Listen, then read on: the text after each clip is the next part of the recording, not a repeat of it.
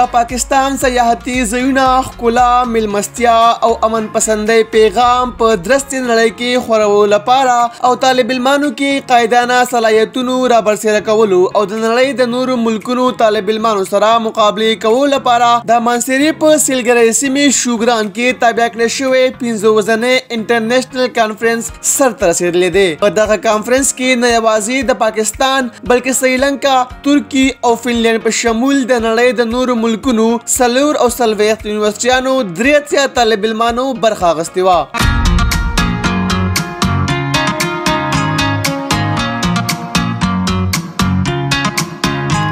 دا شوګران او سریپای په دغه سخت یخنۍ کې شپه ورځ غیر ملکی ټرینرز ځوانانو قاعدانه صلاحیتونو رابرسېره کولو او په هغوی کې د لیډرشپ کوالټیانې پیدا کولو لپاره تربیتي سیشنز انعقاد کړي وو. په دغه تربیتي سیشنز کې د نورو ملکونو نه راغلي ځوانانو هم په خصوصي توګه برخه اخیستې وه.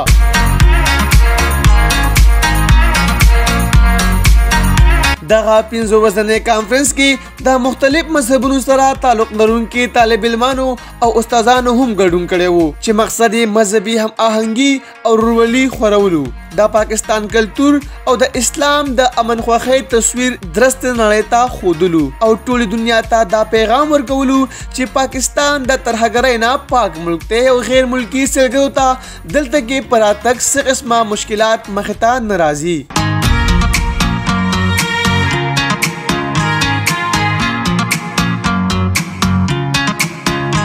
په دنګ غرونو کې او سخت یخنۍ کې د دغه کانفرنس ګډونوالو ته په ډېر ګران حالت کې ټریننګ ورکړل شو او د هر قسم حالاتو مقابله کولو هنر ورته هم وښودل شو.